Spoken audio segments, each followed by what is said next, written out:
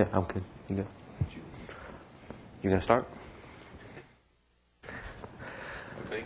I guess we'll get started here. It is about 11. We'll have a few stragglers, no big deal. Those of you who already know Linux, a lot of this will be old hat for you. I'm Harold Bieber. This is Dan Nagy. We both work for Emory University, and we had the opportunity to put this CD together for Cali. John had requested it. We both use Knoppix. We use Linux for a lot of stuff around the office, so we felt that this would be a nice tool for us. It's something that people who are not big Linux users yet can use it. You can, do some troubleshooting. You can do some help desk recovery stuff, and you can play with Linux without actually installing it. Anything that you do while the CD's loaded, as long as you don't touch anything on your hard drive and delete anything, once you pop the CD out and reboot it, your system's back to normal. Yeah, you don't keep any of your configuration files. With most Linux distros, you have to mount the drives you're going to use. So if you don't actually mount a drive, you can fool with it all the time you want, and it's not going to change anything on your hard drive on your PC. It's all just a RAM disk. And what Knoppix actually is, this version of Knoppix, there's a version 3.4 out there right now. This was built off of 3.2 because of our development cycle. It's actually a standalone version of Linux built off the Debian platform. It is contained all on one CD. It uses compression, so you're able with Knoppix to compress roughly 2 gigs of data onto 700 meg CD. It makes its own RAM disk, loads from RAM disk. The entire operating system does not load all at once, so it will go back to the encoded CD to pull data off. So it's not exactly the snappiest thing in the world. You will notice a lag when you go to start something, especially something large, as it goes and loads some, takes some stuff out of memory, does some memory shenanigans, and then loads what you've asked it to do. It tries to be all things to all people, so it's very hardware independent. Having said that, it won't necessarily work on every hardware distribution that you have or every hardware situation that you have, but it does a really good job of doing it. We've had some issues with the wireless cards. It will work with the Orinoco wireless cards. It has to load modules into memory to work, so it's loading the Orinoco wireless card drivers. What else do I have here? And right now what we're doing, we're already here. What we're doing, Knoppix boots off a CD, so you actually have to make sure that your CD is bootable. Most times you would do this simply by going to the BIOS, making sure you can boot off the CD. Some things will actually pop up a menu so that you can... Did you break it? Did Elmer touch it? When we get our little menu back...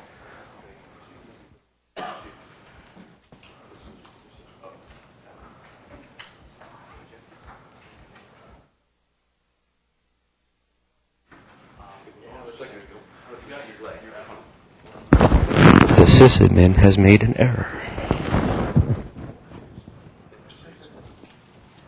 It's broken.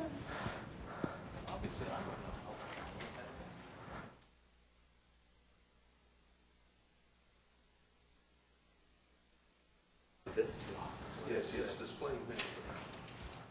I bet it's I'm guessing it's outside the resolution.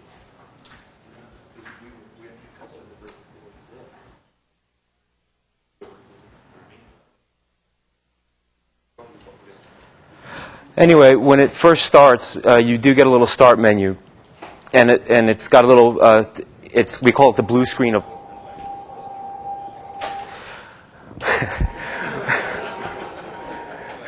It's haunted by Jack R. McDonald. It's the blue screen of, in this case it's the blue screen of hope. We were calling it the blue screen of life until this morning. But when you get it, you're going to see a little boot prompt. And when you see the boot prompt, normally if you care to, you just hit enter and go ahead. It's going to sit there for about 30 seconds and wait for you to do something. It'll give you a little press F2 for a menu. If you press F2, you're going to get a nice little menu, which we at some point hope to show you. which will give you a couple of boot options. It'll allow you to boot it full screen, allow you to control the resolutions you boot it. It'll allow you to change the language. I would recommend you not do that. That option is still in the boot menu. In order to get it down to the size we needed it, we removed language support, but for everything except English, so I apologize to non-native English people.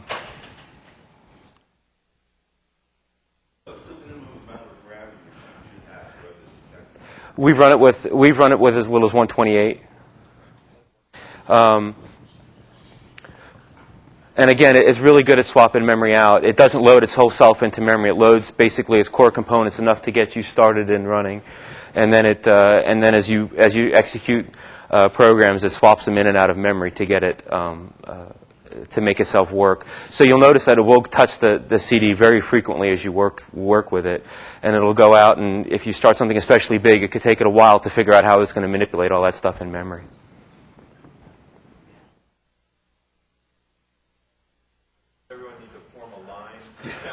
Well, we have 3 different color magic markers that we can use. Yeah, multimedia presentation. As long as you don't mind us. I do apologize. Will it work off the other one?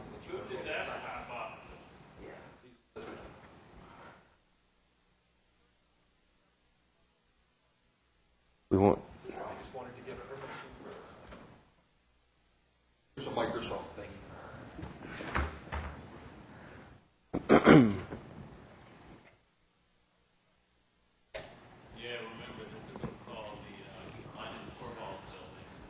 Yeah, not yet. What?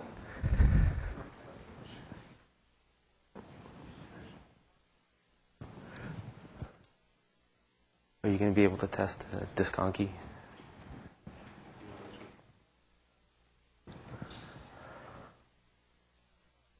All right, Elmer left and went and did something.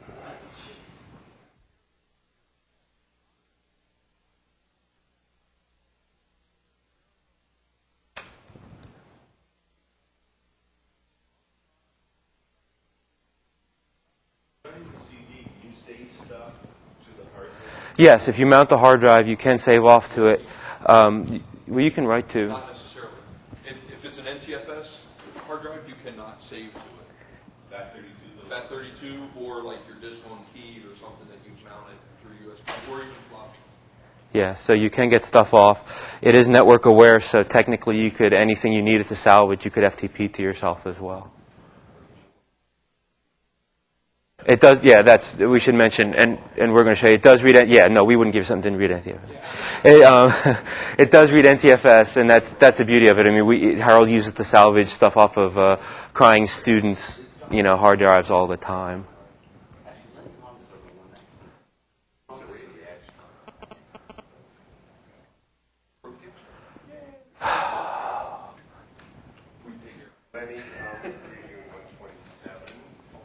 I can hold my laptop up. A little bit smaller. And now Elmer will dance for us. Thank you. How do you reset the extra? RGB 203R. Well, everything's saying back to you. So while we're waiting, everyone should insert their Knoppix CD in the boot front. Yeah, just follow along. We're going to play it. I'll bring some duct tape. Bring the Knoppix CD, put it in, and it will fry your podium. Yeah, no sweat.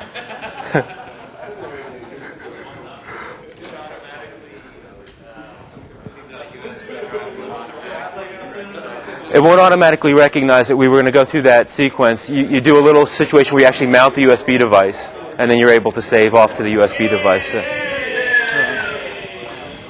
Thank you, Jesus.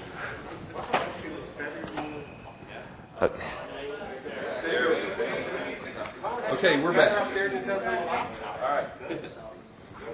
Okay, so we're running off the laptop now? Yeah, okay, so we can get to the disk on key side. You know what, we're not going to reboot it. You're just going to have to take my word for the F2 stuff. I'm not going to make this thing cycle through its video modes again. But again, when you'll get to the blue screen of life, you'll see it. It'll sit there for 30 seconds. Don't get nervous. You can hit enter. It'll go right into Knoppix and start to boot. If you need to change some things, screen resolution, boot to text mode if you're an expert and really want to screw with stuff, you can do it from that F2 menu. Okay, a lot of the stuff that we're going to talk about initially is going to be the standard help desk stuff that you get. You know, I do student support, so I constantly have the student that comes running to me with their floppy in hand. You know, it's a 60-page final that they don't have backed up anywhere else.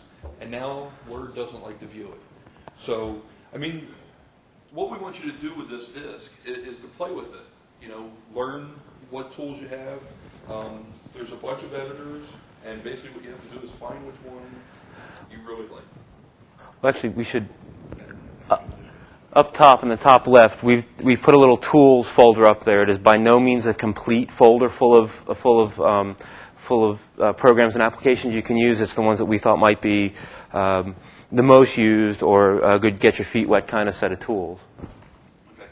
So basically what you do is, you know, look through the text editors, play with them, find out which ones you like. I am a huge fan of Kate. If anybody here uses TextPad or likes text editors in Windows that give you color coding for code, Kate does it all. So what I do is I just mount their floppy. I open it with whatever editor, and I tell them basically, okay, I can get your 60 pages of text back with no formatting. So to me, you know what, I'd rather format 60 pages of text than to have to retype 60 pages. So save it out as an RTF, put it out, you can use the network, you can put it on unfortunately we don't have a floppy in here, so we can't do both. But, you know, I just send it out to the network, I FTP it up someplace, I put it on the floppy, I put it in, I email it to them, because, you know, if you're not using a wireless card, you will have network access. Go ahead. Are the drivers there for recognize USB keys? I'm sorry. USB keys? We're going to show you how to do one in just a second. Here in a second.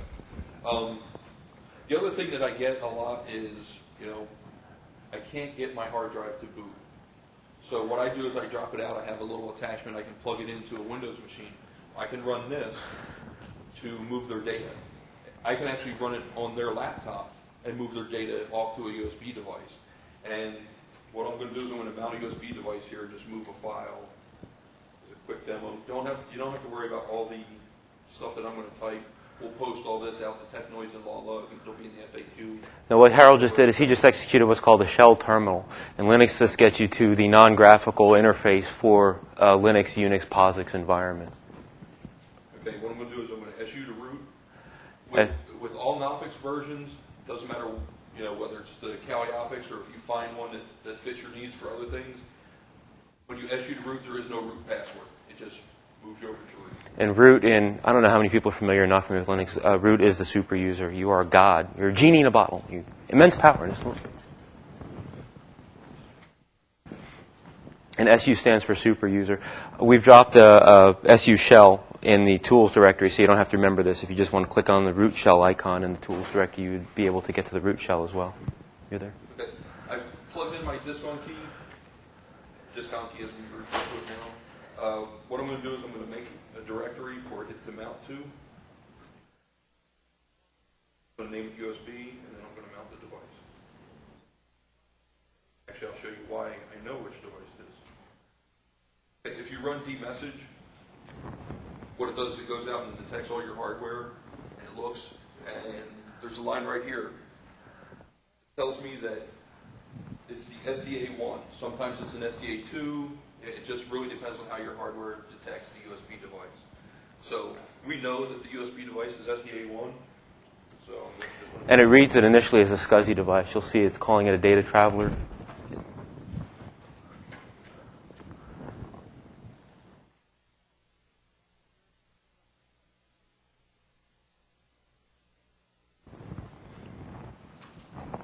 That's my disk on key.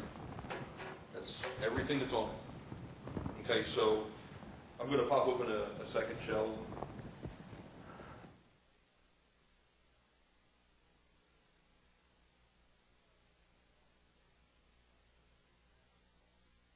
The mount command is, yeah, watching Harold type is not the most exciting thing in the world.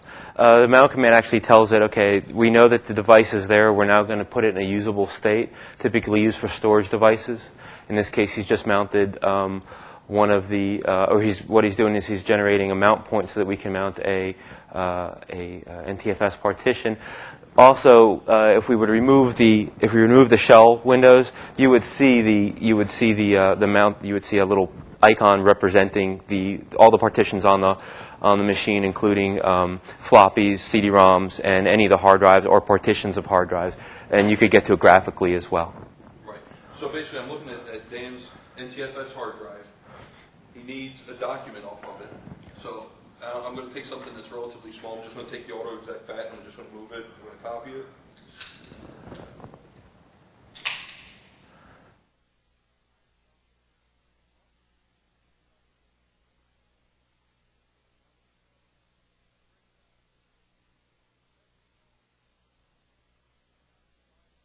Basic Linux. Less is just a pipe so that we can see parts of it.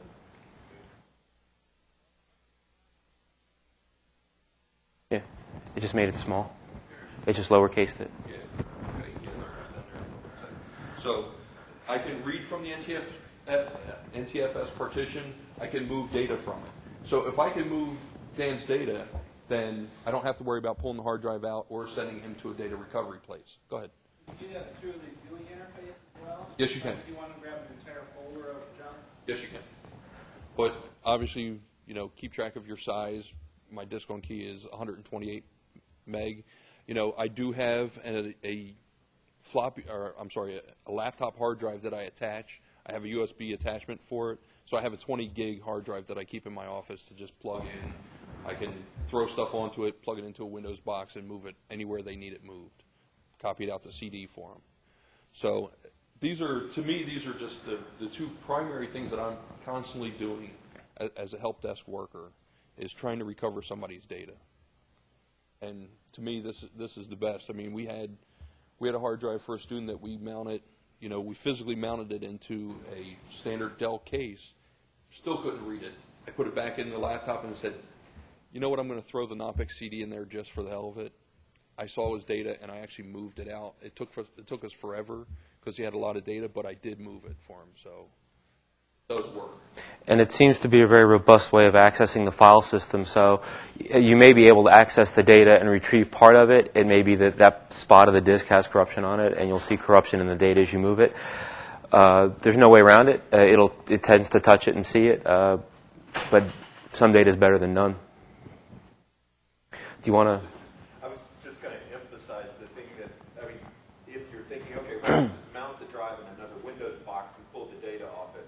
We've had lots of success pulling data using Linux that we could not get to off of Windows boxes. We're not sure why. Yeah, I think it. Yeah, it's the way. I think it's a little bit more robust interface to the hardware. It tends to be far more fault tolerant than Windows does. What Harold's looking at right now, what do you want to show him? We initially pop up a window that'll give you some of the little blurbs for the stuff that's actually in the tools folder. So if you want the initial window that comes up where you saw the Cali-oppix and the log logos, if you scroll down, you'll see a little paragraph or so about the tools that we have actually up in the tools menu. We'll just pop the tools menu open. We're not connected to the network here, so we'll local. Yeah. Because of the Orinoco card. Yeah, so the two of our favorite things are, of course, are Ether, Ape, and Ethereal, and then I have yet another favorite called Nessus. Now, a little note is that after we did the build, we realized that the version of Nessus that we have in this tools menu doesn't execute properly. Nessus is actually a client-server application. It's a security scanner, and it starts a little server on the box you're using it on. So the way you would get to it in this case is through System, and then Security. As soon as it comes up there far. Sure. Yep. but not the graphical interface to Nmap. So, and maybe I should, before we get into this too much, there's a magic command in Linux that will teach you how to use it. It's called man. And if you're unclear of how to use something, if you type man space the command you're attempting to use, it will typically toss you up a man page or a manual page. If you're unclear of even what you want to do, if you do man space -K, it's a keyword search for whatever you're trying to do. Typically it returns a lot of information you have to sift through, but you'll eventually find what you need. Anyway, what I've done here is I'm starting Nessus, and I'm starting Nessus generally, first of all, to show you the tool, and second of all, because it'll allow me to generate just oceans of network traffic back to the local host adapter. Again, it's not the snappiest OS in the world, because what it's doing right now, I can see it, is it's hitting the hard drive, decompressing what I need, doing what it needs to do in volatile memory, and then loading the application. And in this case, when we read the little splash screen, it told us to log into Nessus using the password Knoppix. Again, it is Nessus was designed to be a client-server thing. You could run Nessus on one host or on a server and have clients attached to it that had different degrees of privilege. This one is fully privileged. Knoppix. And it tells you that. And no, we don't want to. Well, okay, we'll tab. And then we'll just accept the certificate. Then in a second here, it's going to warn us to the fact that we can do really naughty things with it and make people's machines stop functioning.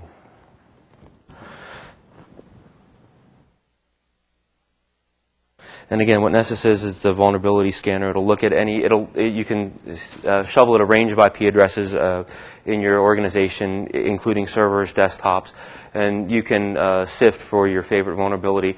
Nessus is interesting. It was written by, I think he was either 16 or 19 when he wrote it, a German guy, and it was the first scanning tool to implement plugins.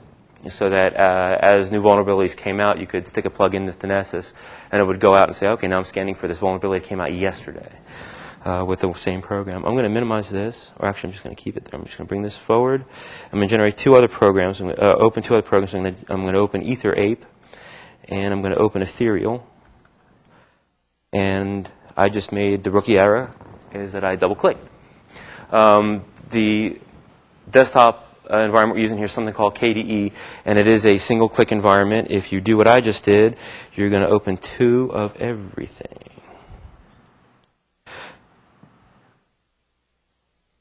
Later on, by setting your Windows environment to work on single-click, and then you get two of everything. Yeah, so Well, you can set that to double click too. right, yeah, Right, but remember, it only stays as a double click during your Knoppix session.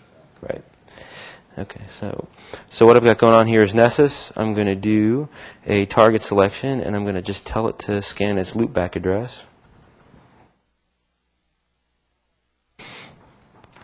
And I'm going to start the scan. And again, this is not, the scans take a while. What I'm primarily doing here is I'm generating a lot of traffic just to itself.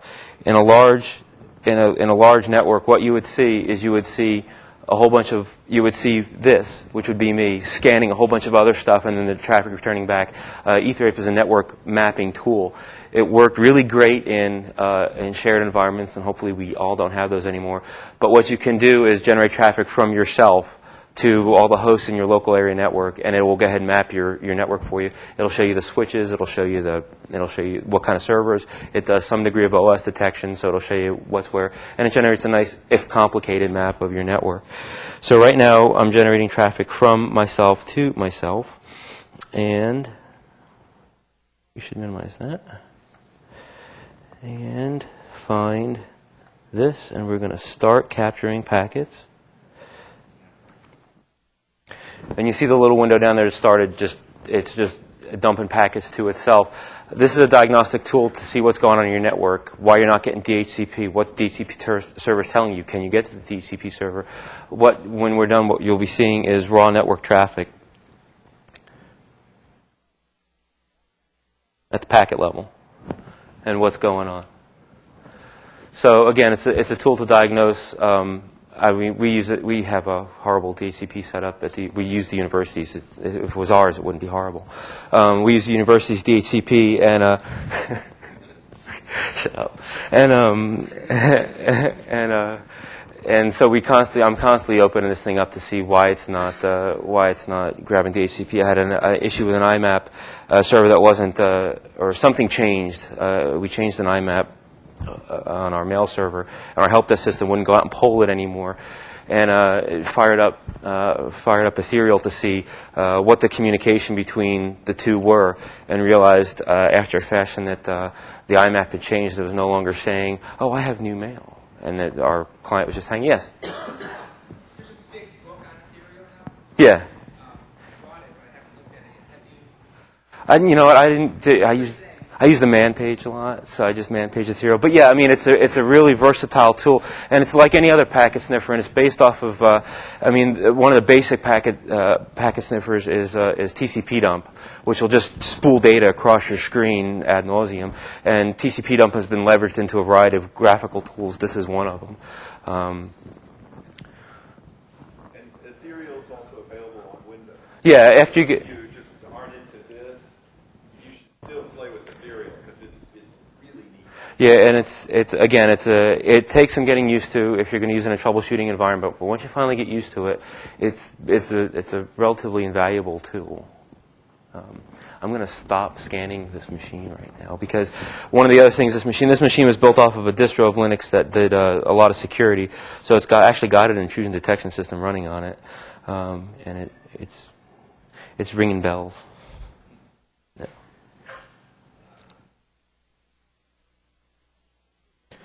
You want to go through some of the stuff in the tools directory? And then just Oops. one of the options you want to. That was, I fired up all three at once so that I could show. The other thing here, let's do something real quick. There's an interesting program called QParted. I'm going to click on it once. QParted is a partition manager. You can use it to resize partitions that you have, including NTFS partitions, should you so desire. It's relatively stable. It typically does not cause issues. You can use this if you wanted to do a dual boot box. If you needed to put a little secret partition on your box so that you could store some recovery data on it for an image, say. It's a tool that I haven't used an excessive amount, but I know exists, and I do use it when I need to repartition, even the Windows boxes, mainly because I understand it better, and it's free. Yeah. And, the free part is the standard thing that you'll hear from a lot of us. The other thing that we talked about, like we said before, we want you to just get in and play with this and learn it. If you don't have a box that you can dedicate to loading Linux right now, this is a perfect way to try it out, And then you determine that, what, I like this. I can, put a box and dedicate it to Linux to learn some of it. Use some of the other tools. Find your favorite distro, load it, and you'll see that there is an absolute plethora of free software available for the Linux system. And as a university, what you should do is go out to Sun's website. StarOffice is now free, totally free to anybody in the educational system. All you have to do is read the agreement, sign it, and download the software. Yeah. It used to be $25 for a site license. Really expensive for an Office suite. But they decided when they went to 7 that educational institutions should have it for free. So all you have to do is go out, download it, and it's a great product. It really works well. Yeah, the other thing about We have it on here. Oh, it is. we have OpenOffice on here. But I was just going to say, for people who want to see what OpenOffice or StarOffice Crank it looks like, crank it up the little gulls or whatever they are, down here. this would give you a chance to see what OpenOffice would look like. But again, OpenOffice is a little slow to load anyway, and on Knoppix, it's very slow to load. Because it's pulling from the CD. Don't evaluate the speed of anything based on what you see off of Right. Knoppix. Now, the other thing about StarOffice and OpenOffice is, again, the way that they even on Windows, the way it looks at files, you might have a corrupt file. It happens all the time with footnotes. You may have a corrupt file, and whereas WordPerfect won't open it, Office won't open it. You look at it in text file and it's a bunch of gibberish. You open it with either Open or StarOffice, and you're likely to get some data back out of the file. Minimize that for a second. And there's a couple other tools that we have in the no, leave the tools directly. There we go. We got okay. Ta-da. There's your standard text editor. And it looks It looks very familiar. cross between Word and WordPerfect. Has all your paragraph styles, everything. OpenOffice and StarOffice will both read doc files, WordPerfect files. StarOffice has a little bit better support to it, a little bit better plugins, but OpenOffice will read it. So, if somebody hands you a Word document, I know that I have StarOffice on my laptop. StarOffice will actually save in doc format. So, it's not a great doc because, all the Windows APIs don't transfer, but it does a pretty good job. Yeah. Okay, minimize that real quick. Also, while we're in Go ahead, OpenOffice, I'll just go ahead. pop open the menu.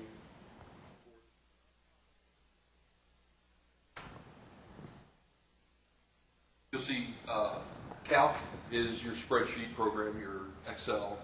Draw is, obviously a drawing program. Impress is PowerPoint.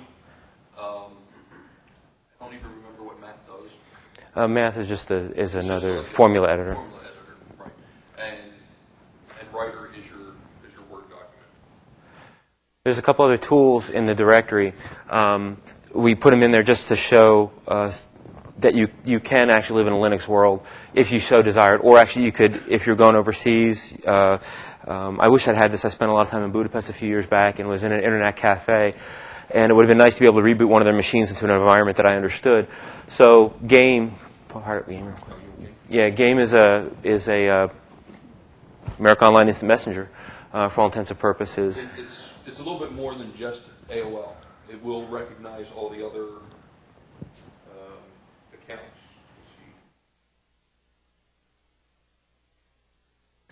It'll read AIM and ICQ, Yahoo, MSN, Jabber, Napster. everything So that you could. So for you guys that use Trillion, this will do it for you as well. So you can be viewing, your 5 different IM accounts from one tool. You don't have to have everything else running. Again, totally free. Right. And then a lot of the stuff that's on that, I put just so you could be naughty, I put a wireless sniffer on there so you could run around the building, finding rogue access points and getting the clue bat out. AppyWord is another word processing program. I know a few people use it. I know Ben has used it quite often. It's actually not a bad program either. I used this before I started using StarOffice. And plain Jane text editor. Yeah, it loads quick even off of Knoppix, so it loads super quick off of standalone Linux. Yeah, it saves everything as RTF. Yeah. Yeah. So, And AppyWord reads WordPerfect files very well. Yeah. That's claims to fame. No, we got a lot of other. KVivio is a Microsoft it's Vivo. equal to Visio. Visio. It's part of the K-Office suite. Now, K-Office, because this is KDE, you have K-Office. And I think that, K-Office also. K-Office is its own set of utilities. Give it a just sec. like OpenOffice. So you see everything that they added in. I have a whole lot in their list. So you have all this product too. It comes with KDE standard. You can load it. If you're doing this as a hard drive install with, Fedora or SUSE or whatever you prefer, you can actually leave K-Office out. It's up to you. It depends on what you want to play with. But finding that KVivio is actually a Visio equivalent is pretty nice. It's sweet because Visio is expensive even for academia. Trying to think what else there is. There's a lot of things that you can play around with. I mean, Carbon 14 doing scalable graphics. How many people here actually do scalable graphics? Vector graphics and Any stuff. purpose? Yeah. Yeah, I do, but not a lot. But it's nice to find something that's free. I mean, you have to pay for either Adobe Illustrator or some of the Photoshop plugins and stuff to get a scalable vector graphic. The guy that generates the maps for our building, we stick outside the elevators, does vector graphics. Yeah, and that's pretty snazzy. So the GIMP. formula is actually pretty cool. You can put in any mathematical formula, it'll do all the calculations. Yeah, our ex-webmaster was a math geek and loved that thing. The GIMP. Yeah, the GIMP Also, Kmail.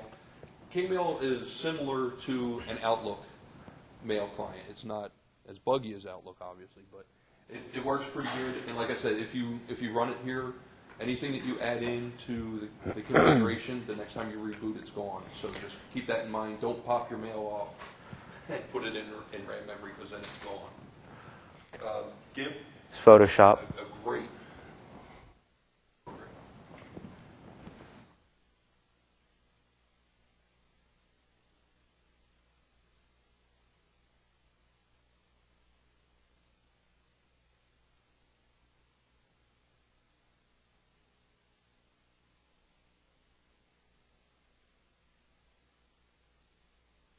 It's got all the standard stuff that. Got all the widgets, you would have in toolbars. Photoshop. And the open source developers of most software have tried to make it as painless as possible for you to incorporate. So it looks a lot like the learning curves on this stuff are relatively. If you know the stuff in the Windows world, if you know the program and the application in the Windows world, the learning curve to use it in the Linux world is usually not that steep.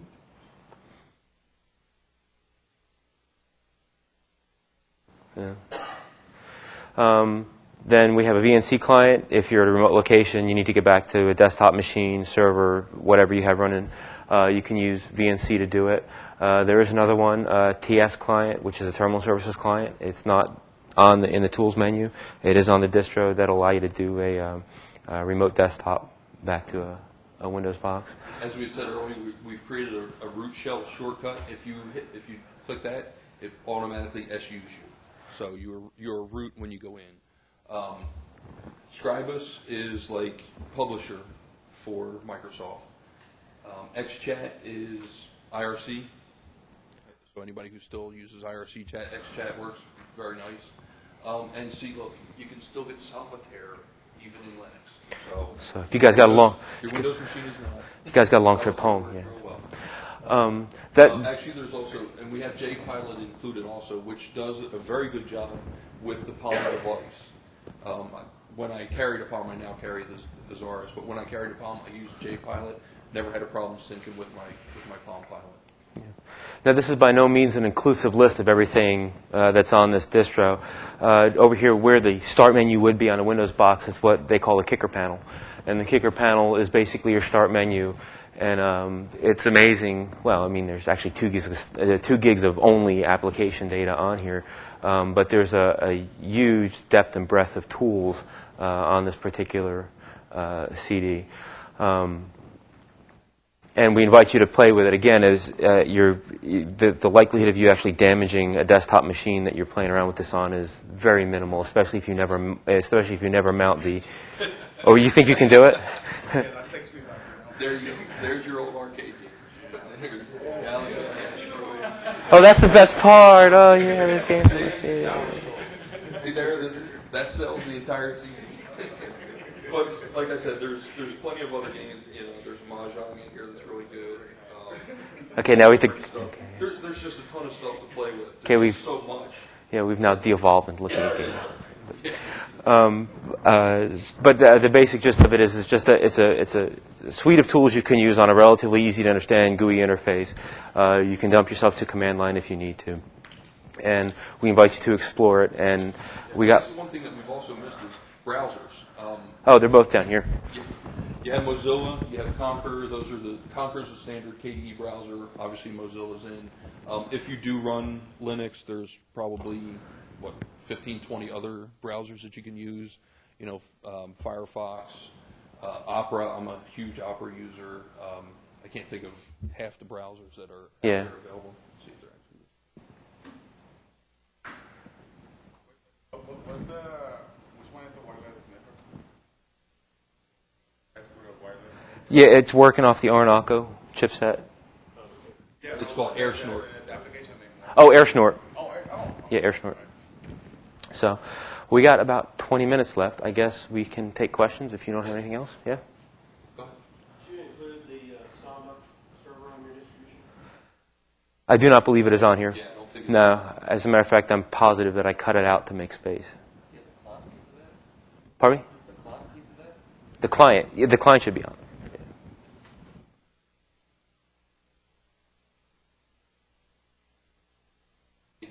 C. Go ahead, Ken. Sorry.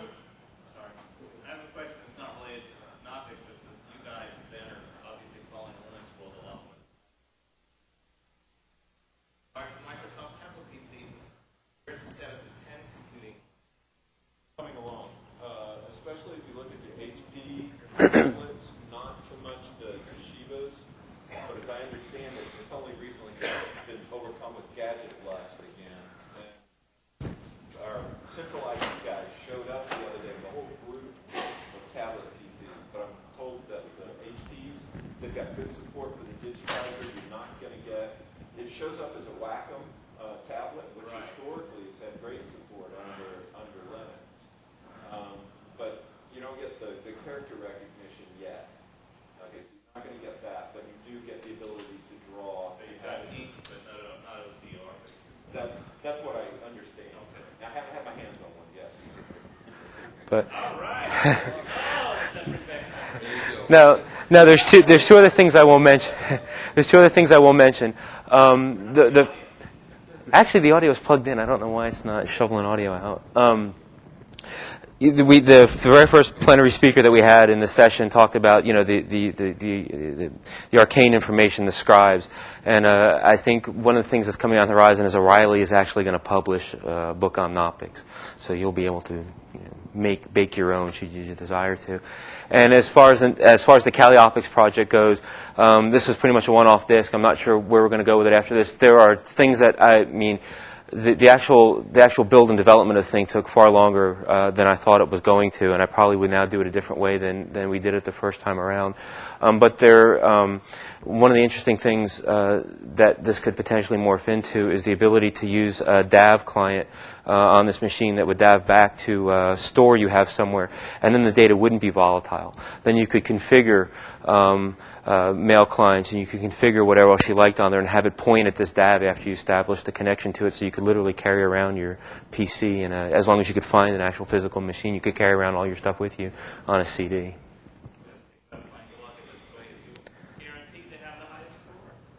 Yeah. Yeah. So. Good question, Steve. Tell us a little bit about wine. I don't mean fresh grapes. But I don't want to go to Miami. Wine is actually wine is actually an emulator of sorts that will run on Linux, that will allow you to run certain programs that have been wined to run under Linux. So you'd be able to run, say, a Windows application under Linux if you desire to. You're going to take a big performance hit for doing it. I can give a small example of that. There's a graphics program or an outliner or a line mapper called Inspiration that it's really made for elementary school teachers, which I think makes it especially cool. But Inspiration doesn't exist. There's not quite an analog on Linux, and so you can run it using Wine, because Wine is an API. It intercepts Windows API calls and substitutes them with the appropriate Windows API calls. And so it is not an emulator. That's why it's not building a virtual PC, but it intercepts the calls. And so if the programmers are using a fairly restricted set of the Windows API, which they were with this Inspiration program, it's built to run on any kind of Windows box, then I could run it with no problems at all. I even got my printers, which was cool. I mean, it's one thing to be able to create the mind map, but really nice to be able to print out to my Linux printer. So for some things, Wine works very well, and it is part of Knoppix. Yeah. Two questions. Snip on this distribution? I don't believe so. Second. DSNF is included, so you can get arrested using DSNF. Second question, it's a little outside this topic. We're looking at a Citrix solution to deliver applications, and there are one or two out there right now. I don't know if anybody's had any experience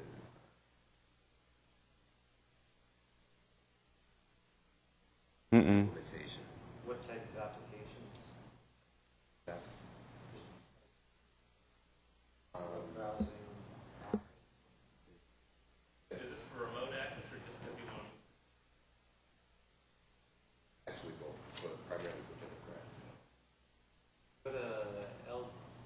NTSP.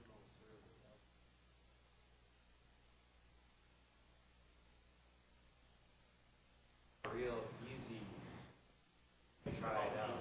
Good RT, 12 LTS. You just put it into a computer with 2 networks, follow the instructions, copies of the file.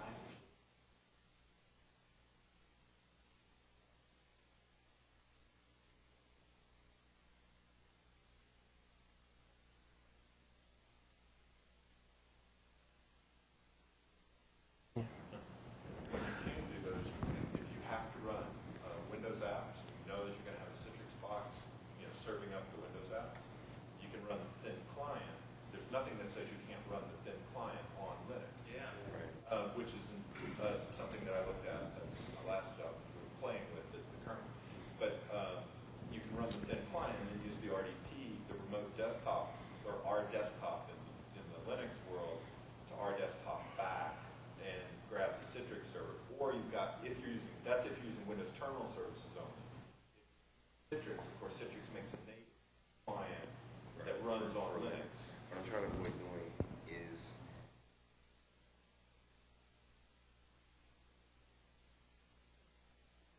Well, if you've got advantageous licensing with Microsoft, then you use terminal server. Right. Terminal server, use our desktop on Linux. Don't see enough benefit from Citrix, and a lot of the benefit from Citrix is the WAN capabilities. I mean, if you're trying to provide local access only over a high bandwidth network, then maybe Citrix doesn't economically make sense, and so then you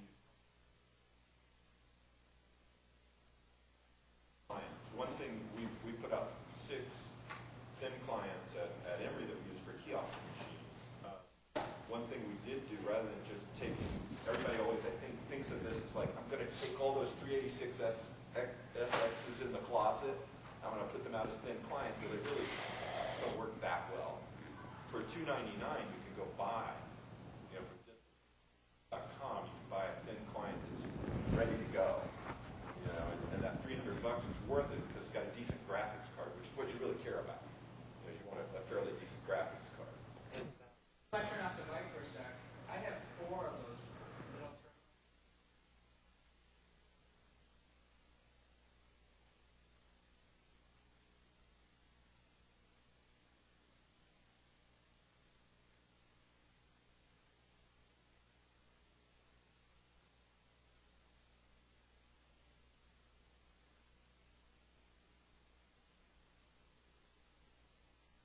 Yeah, AirSmarter.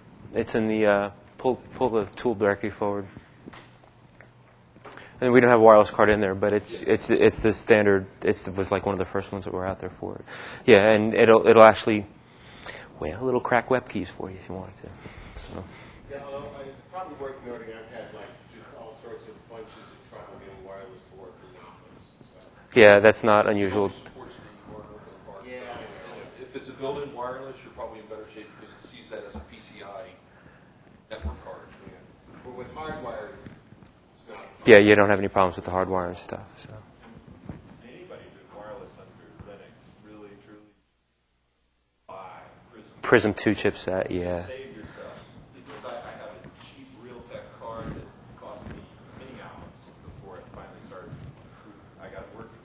So with wireless support under Linux is still relatively limited, and the classic Prism 2 Orinoco cards that you saw 2 years ago Yeah. are still the best Yeah. supported cards under Linux for wireless. Yeah. So if you can get a hold of one, get one. I know you said you can't do it on here, but how would you go about connecting to like an NT or application?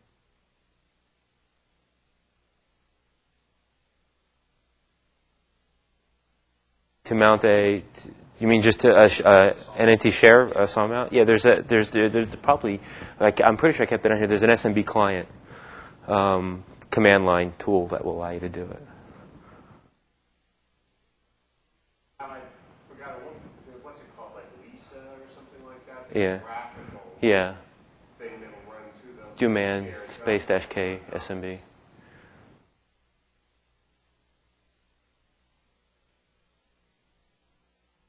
I pared down a lot of stuff. Well, yeah. Actually, it probably even has the SMB mount, Lynn neighborhood, which is where I'm. which will allow you to mount it as a. You mount it just like it'll be a partition to you. It'll be a device to you. And Harold's showing you how to use a man page. Right. Yeah, we don't have anything we can mount to. But, yeah. So you're going to mount stuff across the Microsoft network, yeah.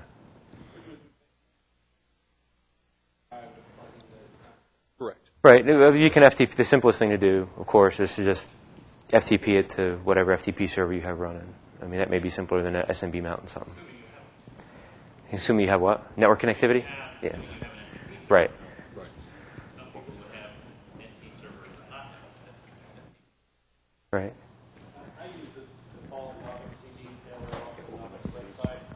Yeah. Oh, it's on there. Yeah, it's on there. And SendMail is even on there as SMail. So if you're so if you're one of those guys that mails stuff off to yourself, I do all the time.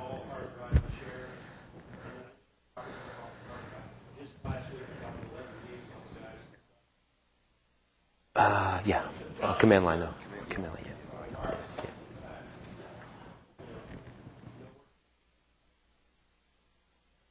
Conqueror may also give you SMB support with, or SMBFS with SMB : whack and the name of the Windows. Another thing to look at, it's probably not on here, but if you move away from FTP and you're using DAV, don't forget there's command line DAV client in Linux called Cadaver. But you type Cadaver and it'll bring up what looks like an FTP session, and you can connect to DAV share. That's another way to get data somewhere else. Anybody else? Okay. You guys have the NCP tools on there? NCP, I do not know if I remove those or not. I don't believe so. No. What's NCP? Protocol? Yeah. Which gets you to next storage raw or iFolder. Well, we're just starting to open up that storage. Next storage, I think that's basically built. Probably get to it using that. Anybody? No? Anybody? Bueller? Okay, just a couple small things to reiterate. Like I said, if you go out and you look for Knoppix on the web, you will find thousands of versions. For those of you that have kids, there's a kids version. It's actually called Knoppix for Kids. Has a lot of like youth educational stuff in it. It's also supported by the Open Source Educational Consortium. I forget what their actual title is. So there's a lot of stuff that gets put out there to be put on the Knoppix for Kids CD. Technoids.net and lawlug.com. Go there. You can download it. Elmer has an FAQ on Technoids that we're going to answer some questions on. You know, by all means, yeah, someday. By all means, join both of those, post questions, and from, I guess, right after lunch in room 115, we'll continue having basically an install fest, sort of, kind of. It's more like an open switchboard. If you have Linux questions or problems, stop in. We'll see if we can help you out.